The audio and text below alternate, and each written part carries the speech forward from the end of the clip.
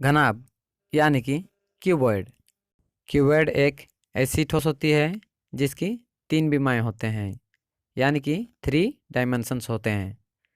तो इसे हम लोग त्रिविमीय आकार कहेंगे या 3 डायमेंशनल शेप कहेंगे। और इसकी जो 3 विमाएँ हैं वे होते हैं लंबाई, चौड़ाई एवं ऊंचाई, लेंथ, ब्रेड्थ एवं हाइट। हाइट यानी कि ऊंचाई, इसे गहराई यानी कि डेप्थ भी कहा जाता है।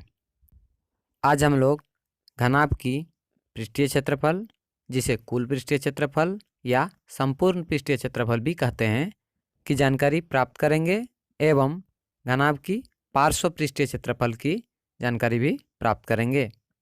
घनाभ के कुल 6 पृष्ठ होते हैं और इन 6 पृष्ठों के क्षेत्रफलों के योगफल से प्राप्त कुल क्षेत्रफल को घनाभ की संपूर्ण पृष्ठीय क्षेत्रफल या कुल पृष्ठीय क्षेत्रफल या पृष्ठीय क्षेत्रफल कहते हैं। तो घनाभ की पृष्ठीय क्षेत्रफल ज्ञात करने के लिए सबसे पहले घनाभ के प्रत्येक पृष्ठ की क्षेत्रफल ज्ञात करनी है और इन 6 पृष्ठों के क्षेत्रफल ज्ञात करने के बाद उनके योगफल से कुल क्षेत्रफल प्राप्त होती है, वो होती है घनाभ की पृष्ठीय क्षेत्रफल। अब घनाभ के प्रत्येक पृष्ठ की क्षेत्रफल हम लोग तभी प्राप्त कर पाएंगे जब हम लोग को ये पता होगी कि घनाभ के प्रत्येक पृष्ठ किस आकृति के होते हैं। एक घनाभ के पृष्ठ आयताकार होते हैं, तो इस घनाभ की संपूर्ण पृष्ठीय क्षेत्रफल हो जाएगी इस घनाभ के 6 आयताकार पृष्ठों के क्षेत्रफलों का योगफल।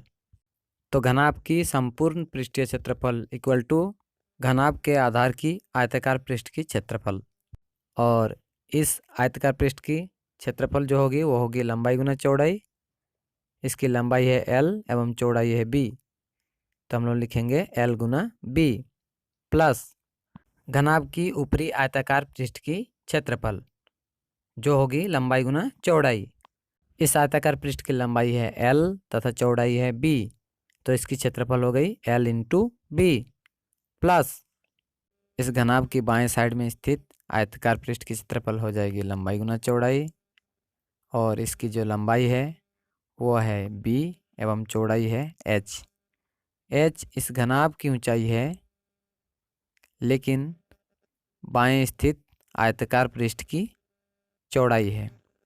लंबाई है B, चौड़ाई है H, तो इसकी क्षेत्रफल हो जाएगी B इंटू H प्लस घनाभ के दाएं तरफ की आयताकार पृष्ठ की क्षेत्रफल यानी कि लंबाई गुना चौड़ाई। इसकी लंबाई है B तथा चौड़ाई है H, तो इसकी क्षेत्रफल हो जाएगी B इंटू H प्लस घनाभ के पीछे की आयताकार पृष्ठ की क्षेत्रफल, और इसकी क्षेत्रफल होगी लंबाई गुना चौड़ाई। इसकी लंबाई है L एवं चौड़ाई है H, तो इसकी क्षेत्रफल हो जाएगी L इंटू H प्लस घनाभ की सामने की आयताकार पृष्ठ की क्षेत्रफल, और इस आयताकार पृष्ठ की क्षेत्रफल क्या होगी लंबाई गुना चौड़ाई। इसकी लंबाई है L एवं चौड़ाई है H, तो इसकी क्षेत्रफल हो जाएगी L इंटू H। और इन सभी 6 पृष्ठों के क्षेत्रफलों को जोड़ने पर हमें घनाभ की कुल पृष्ठीय क्षेत्रफल या कहें पृष्ठीय क्षेत्रफल या कहें संपूर्ण पृष्ठीय क्षेत्रफल प्राप्त हो जाएगी। तो आगे कैलकुलेशन करने से हमें प्राप्त हो रही है L गुना B हो जाएगी LB प्लस L गुना B हो जाएगी LB प्लस B गुना H हो जाएगी BH प्लस B गुना H हो जाएगी BH प्लस L गुना H हो जाएगी LH प्लस L गुना H हो जाएगी LH। LB और LB का जोड़ होगा तथा BH और BH का भी जोड़ होगा एवं LH और LH का भी जोड़ होगा, और इससे हमें घनाभ की संपूर्ण पृष्ठीय क्षेत्रफल प्राप्त हो जाएगी जो होगी 2LB plus 2BH plus 2LH, और फिर यहाँ 2 को कॉमन लेने पर हमें प्राप्त होगी 2 into LB plus BH plus LH। तो हमें घनाभ की संपूर्ण पृष्ठीय क्षेत्रफल प्राप्त हो गई जो है 2 into LB plus BH plus LH। अब आइए जानते हैं घनाभ की पार्श्व पृष्ठीय क्षेत्रफल के बारे में। घनाभ की पार्श्व पृष्ठीय क्षेत्रफल क्या होती है? किसी घनाभ की पार्श्व पृष्ठीय क्षेत्रफल उस घनाभ की ऊपरी पृष्ठ एवं निचली पृष्ठ को छोड़कर शेष चारों पृष्ठों के क्षेत्रफलों का योगफल होता है। यानी कि हम लोग यहाँ पर घनाभ की चारों ओर स्थित 4 आयताकार पृष्ठों के क्षेत्रफलों का योगफल प्राप्त करेंगे, जो उस घनाभ की पार्श्वपृष्ठीय क्षेत्रफल होगी। तो घनाभ की पार्श्वपृष्ठीय क्षेत्रफल इक्वल टू घनाभ के पीछे की आयताकार पृष्ठ की क्षेत्रफल जो होगी L इंटू एच, प्लस घनाभ के आगे की आयताकार पृष्ठ की क्षेत्रफल जो होगी L इंटू एच, प्लस घनाभ के बाएं तरफ के आयताकार पृष्ठ की क्षेत्रफल जो होगी B इंटू एच, प्लस घनाभ के दाएं तरफ की आयताकार पृष्ठ की क्षेत्रफल जो होगी B इंटू एच। और इसे सॉल्व करने पर हमें प्राप्त होगी L into H L H, plus L into H L H, plus B into H B H, plus B into H B H. यहाँ LH तथा LH जुड़ेगी, प्लस BH तथा BH जुड़ेगी, जिससे हमें प्राप्त होगी 2LH प्लस 2BH। फिर यहाँ से 2 इंटू एच यानी कि 2H कॉमन लेने पर हमें प्राप्त होगी 2H into L plus B। यह हो गई हम लोगों का घनाभ की पार्श्वपृष्ठीय क्षेत्रफल।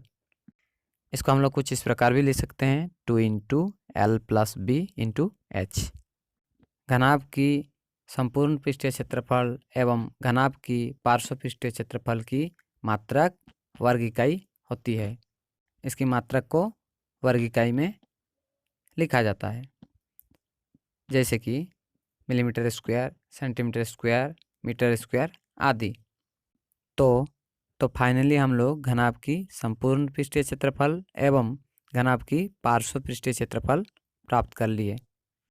तो हम लोगों को घनाभ की संपूर्ण पृष्ठीय क्षेत्रफल एवं घनाभ की पार्श्व पृष्ठीय क्षेत्रफल प्राप्त करने की 2 सूत्र प्राप्त हुए, जो हैं घनाभ की संपूर्ण पृष्ठीय क्षेत्रफल equal to 2 into L B plus B H plus L H.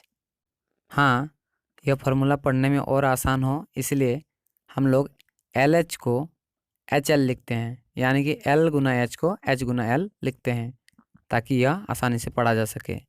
जैसे कि 2 into L B plus B H plus H L.